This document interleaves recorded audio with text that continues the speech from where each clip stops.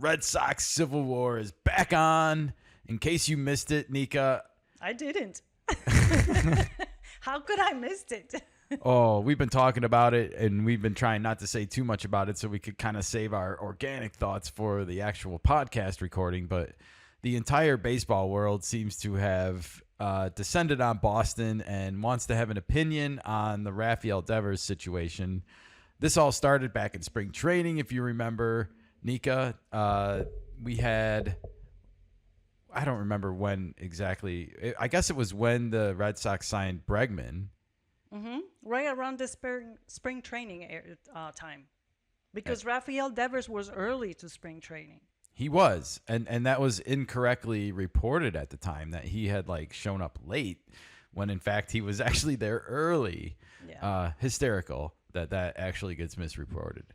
But aside from that, we all talked about how this was an ugly situation where the Red Sox brought in an outsider, replaced basically the captain of the team or the face of the clubhouse, if you will, on Boston, the veteran who was signed to a big $300 million plus, what was it, 11-year deal originally? And now there's 10 years left and $300 million remaining at the start of this year. And Rafael Devers was not happy about being kicked off of third base without anybody telling him in the offseason, I guess. And, you know, so there's been tension brewing there. Mm-hmm. And I guess everyone at the time, it seems like in the media, was like, oh, he's got to accept his role on the team and do what it's best for the team. And this whole situation bothers me, you know, like to begin with. Mm-hmm. The fact that of how the Boston brass general manager Craig Breslow, how he's handled this whole situation with, you know, managing egos. That's part of the job. I'm sorry. These guys are the most competitive people in the world to get to this stage at to be able to even play in the major leagues. Absolutely. And so you factor in that he's one of the best hitters in the league before the season starts. And he's been, you know, carrying the team basically last year. That he has, because he turned it up at the end of the season. Very well. He was one of the best hitting players on that team. So Boston goes out and gets Alex Bregman, and right away the Ken Rosenthal's of the world are out there basically yapping about how, oh, we gotta put Devers at DH now because Bregman's a better third baseman. He's Gold Glove caliber. I think he won his first Gold Glove last year. So all of a sudden they could start attaching that moniker to Alex Bregman. Mm-hmm. Oh, he's a Gold Glover. He's better. And Devers may have some deficiencies at third base. That's fair. But at the same time, the way this was all handled, nobody talking to him, he just shows up. His job is taken away from him by an outsider. If this happened to any of us in reality at our jobs, it would just not go over very well, I think, for all of us. Even if we put on a happy face in front of everybody and said, oh, yeah, no big deal, whatever, we would go home and be upset about it and tell our family members or our friends about it and complain. And it's just human nature. Nobody wants to be replaced at their job. Yeah, no. You at least you talk to the person first and explain the situation.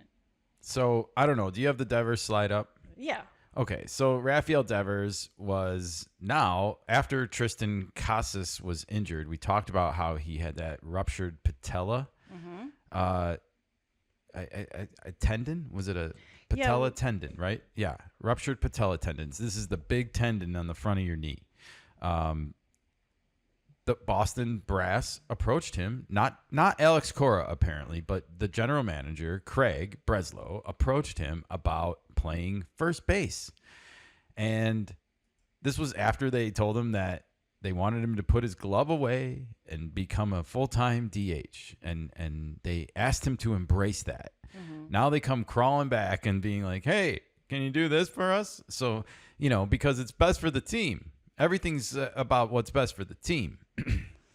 So Rafael Devers apparently said no. He doesn't want to play first base. It's hard. First baseman. There's an is inside hard. joke that Nika's referencing there from Moneyball. There's a scene at the beginning with Scott Hatterberg and Ron Washington and Billy Bean sitting in the living room talking about how hard it is to play first base, and Billy Bean's like, it's not that hard, and Ron Washington's like, it's very hard.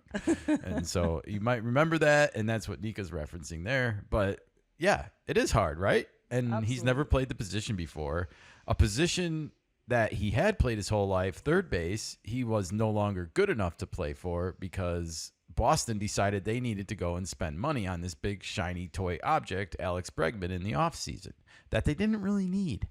And that's what I think I need to start with here. So we're going to read Devers' quote. I know I'm a ball player, but at the same time, they can't expect me to play every single position out there. In spring training, they talked to me and basically told me to put away my glove, that I wasn't going to play any other position but DH. So right now, I just feel like it's not an appropriate decision by them to ask me to play another position. It was the GM that I spoke with. I'm not sure what he has with me. He played ball, and I would like to think he knows that changing positions like that isn't easy.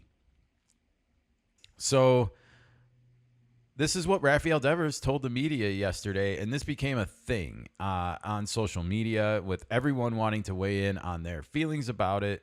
And I would say a majority of the feelings fall in line with basically saying Rafael Devers is out of line here, that the Boston Red Sox are paying him a lot of money, and they are, to basically do as he's told.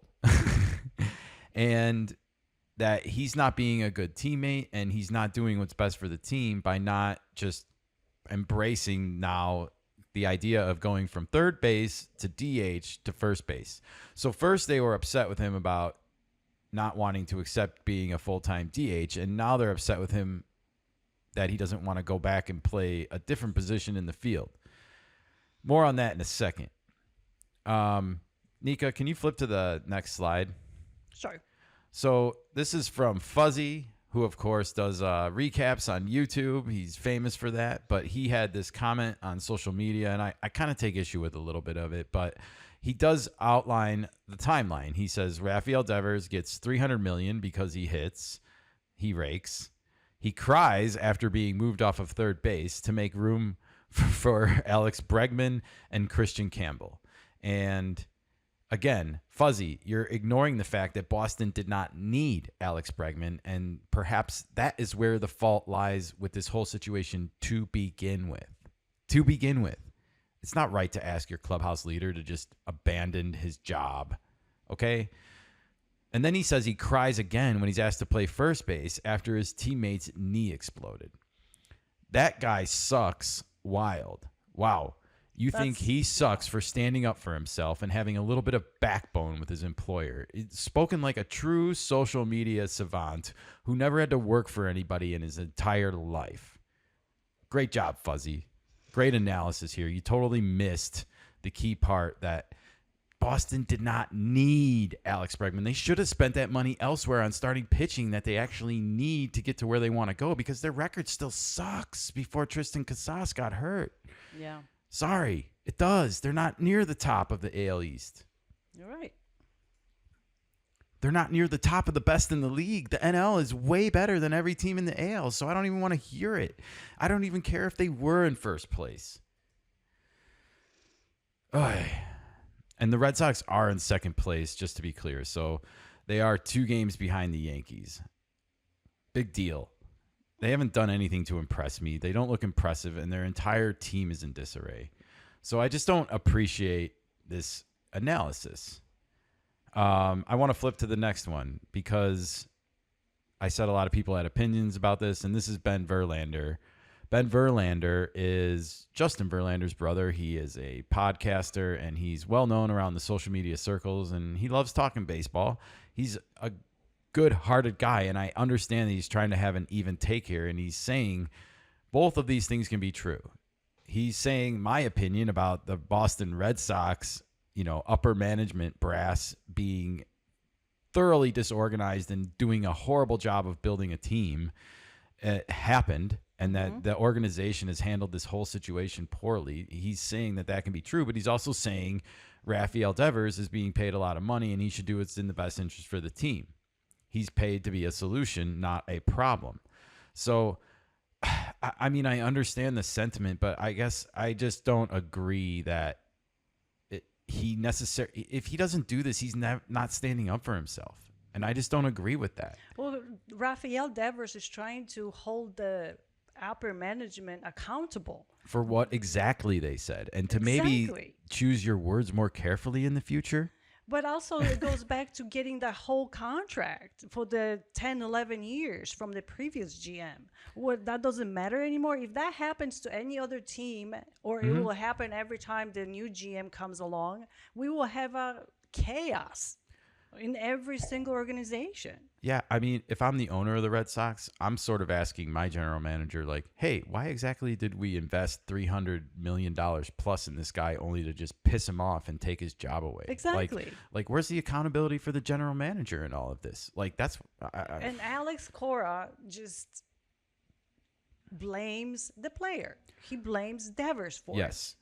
My biggest problem with Ben Verlander's tweet, to be fair, is that the information is in the wrong order. If he wants to believe both of these things, the Red Sox management should be held to a higher standard than a player in this situation, because they're the ones that didn't do the communication properly in the offseason about what their intentions were for Rafael Devers.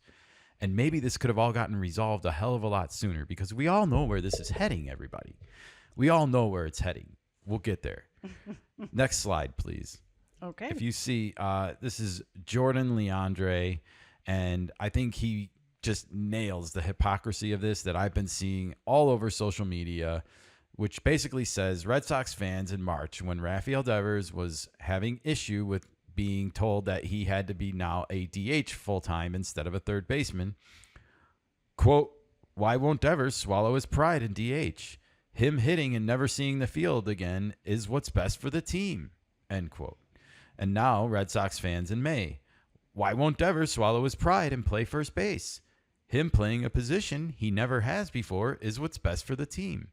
How is that best for the team if you never played a position like this? So as you can see, this is just blatant hypocrisy, right, Nika? Yes. And he spells it out perfectly. So great job by Jordan here. I don't know him or anything. I saw this and I was like, he nailed it. Yeah. He nailed the hypocrisy of the whole thing. And it's worth mentioning because you got to hold the people in power accountable for their actions. And the people that are responsible for this are the Red Sox brass, the general manager, and whoever else was involved in these offseason decisions to even go after Alex Bregman in the first place, a player you did not need on this team. Where's Alex Bregman in all of this? I don't know.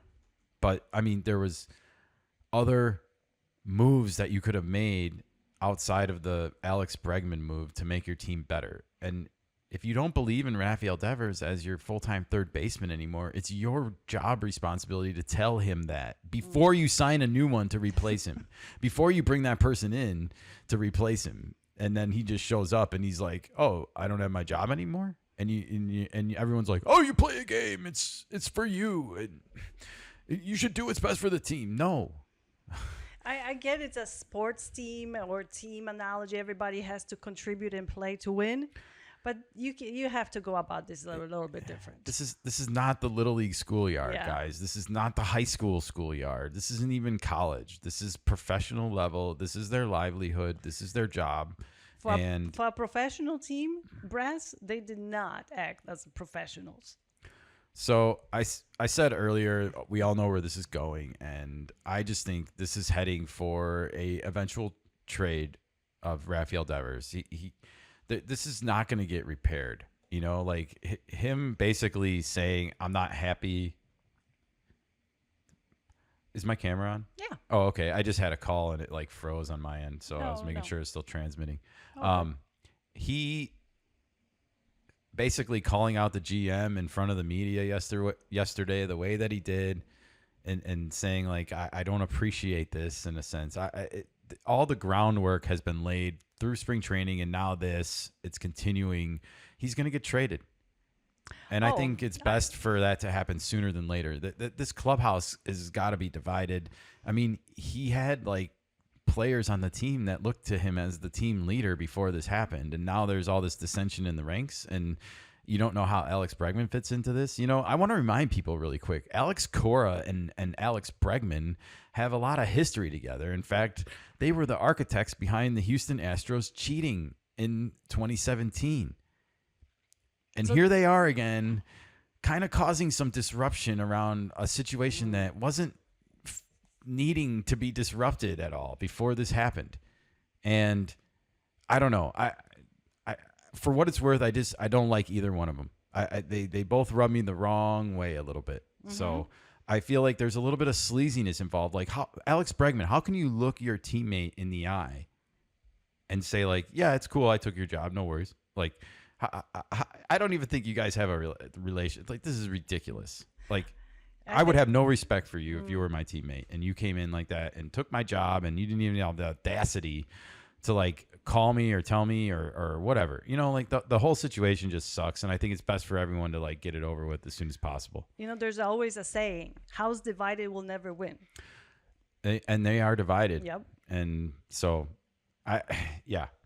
All right. We'll monitor this situation, and we do have some ideas on how to fix it. We'll talk about a little bit later on the show. Nice.